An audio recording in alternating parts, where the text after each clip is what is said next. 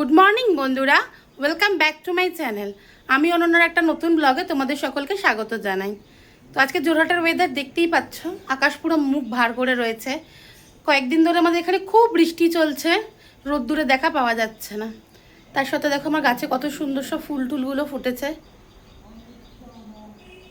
দেখো সব ডালিয়াগুলো কিন্তু আস্তে আস্তে এবার শুকিয়ে যাচ্ছে, যেহেতু সিজন চলে গেছে তাই ফুলগুলো শুকিয়ে যাচ্ছে। আর অর্কিড দেখো কত সুন্দর অর্কিড হয়েছে আমাদের কাছে, দেখো। তো আজ সকাল থেকে আমার ব্লগটা শুরু করলাম। আজ রবিবার মানেই রান্না বান্নার প্রচুর ঘরে চাপ থাকে। তো চলো আজ দেখা যাক আমার রান্নাঘরে কী কী রান্না হয়, কারণ শুভজিৎ বাজারে গেছে, আর বাজার থেকে কী কী এনেছে দেখি। ইচ্ছা আছে আজকে একটু বাঙালিয়ানা কিছু রান্না করব। তো চলো যাওয়া যাক রান্নাঘরে। আর তোমাদেরকে তো দেখালাম জোরহাটের পুরো চারিদিকে বৃষ্টি বৃষ্টি আর বৃষ্টি। তবে কিন্তু অন্যান্য জায়গায় শুনছি এখন অনেক গরম পড়ে গেছে, কিন্তু আমাদের এখানে এখনও যথেষ্ট ঠান্ডা রয়েছে। ঠান্ডা ঠান্ডা ওয়েদারে চলো আজ কিছু ভালো কিছু রান্না করা যাক।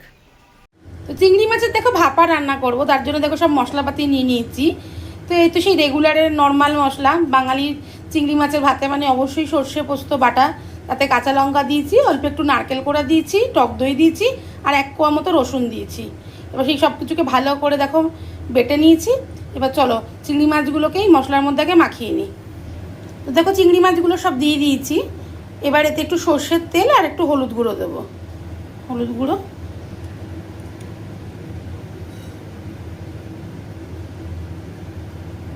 এবার মশলার সাথে মাছটাকে খুব ভালো করে কিন্তু মাখিয়ে নিতে হবে। দেখো মশলার সঙ্গে চিংড়ি মাছটাকে কিন্তু খুব ভালো করে মাখিয়ে নিয়েছি। এবার বেশ কিছুক্ষণ ম্যারিনেট হওয়ার জন্য রেখে দেবো। তারপরে অ্যাজ ইউজুয়াল যেমন করে চিংড়ি মাছের ভাতে বানানো হয় আর কি, সেভাবেই বানিয়ে নেবো। তো দেখো চিংড়ি মাছটা আমাদের ম্যারিনেট হয়ে গেছিলো। তারপরে আমি একটা স্টিলের টিফিন কারির মধ্যে চিংড়ি মাছগুলোকে দিয়ে দিয়েছি, ওপর থেকে কটা কাঁচা লঙ্কা দিয়ে দিয়েছি। এবার প্রেশার কুকারে এই টিফিন কারি বাটিটা বসিয়ে দিয়ে একদম সিমে আছে কিন্তু সিটি করে নেবো। তাহলেই আমাদের রেডি বাঙালির জনপ্রিয় চিংড়ি মাছের ভাতে বা চিংড়ি মাছের ভাপা। আর এদিকে দেখো ডাঁটা আলু দিয়ে চিংড়ি মাছের একটা ঝোল হয়েছে। চিকেন কষা বসানোর জন্য দেখো কড়াইতে সর্ষের তেল দিয়ে গোটা গরম মশলা ফোড়ন দিয়ে পেঁয়াজটা ভাজতে দিয়েছি। পেঁয়াজটা অল্প একটু আগে ভেজে নেবো। তো দেখো অল্প একটু ভাজা হয়ে গেছে। এবার ঠিক এই স্টেজেই চিকেনগুলো দিয়ে দিয়েছি। চিকেনগুলো আগে থেকে একটু আদা রসুন একটু গরম মশলা সামান্য একটু হলুদ আর নুন মাখিয়ে রেখেছিলাম। চিকেনটাকে পেঁয়াজের সঙ্গে আগে একটু অল্প একটু, খুব বেশি না, হালকা করে একটু ভেজে নেবো। তো চিকেনের মধ্যে দেখো রসুন বাটা আদা বাটা আর কাঁচা লঙ্কা দিয়ে দিয়েছি। এবার ভালো করে আগে সব কিছুকে একসাথে মিশিয়ে নেবো।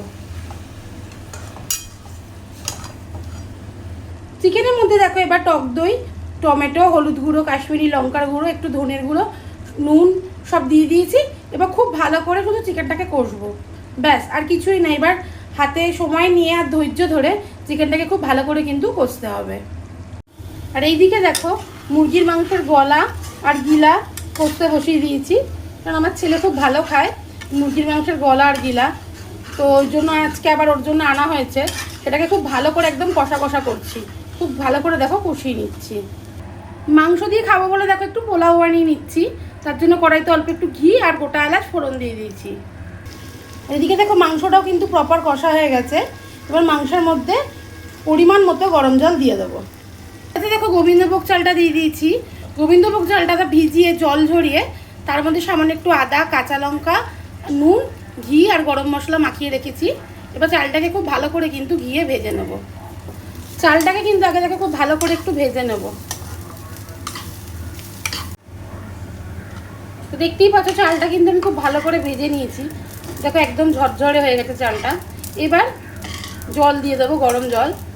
যতটুকু চাল দিয়েছি তার ডবল জল দেবো। আমি এখানে মাপ অনুসারে জলটা দিয়ে দিলাম। তো চালে জল দিয়ে দিয়েছি। এবার ঢাকনাটা ঢেকে দেবো কড়াই, সে রাসটা কিন্তু একদম সিমে করে দেবো, দিয়ে চালটাকে আগে সেদ্ধ করে নেবো। তো দেখতেই পাচ্ছ চালটা আমাদের সেদ্ধ হয়ে গেছে। এবার এখানে পরিমাণ মতো মিষ্টি দিয়ে দেবো। তো আমি এখানে গুড় ব্যবহার করছি, অবশ্য চাইলেই চিনি ব্যবহার করতে পারো। দেখতে পাচ্ছ আমি এখানে পরিমাণ মতো গুড় দিয়ে দিচ্ছি, আর কাজুটা দিতে ভুলে গেছিলাম বলে আমি এখনই মিশিয়ে দিলাম। এবার আমি গুড়টাকে চালের সাথে খুব ভালো করে মিশিয়ে দেবো। তো দেখতেই পাচ্ছ পোলাও কিন্তু আমাদের সম্পূর্ণ রেডি হয়ে গেছে। তো মোটামুটি আজ দুপুরে দেখো সব রান্না আমাদের হয়ে গেছে। তো দেখো আমার রান্না বান্না সব কমপ্লিট হয়ে গেছে। দুপুরের আজকে একটু বেলাও হয়ে গেছে।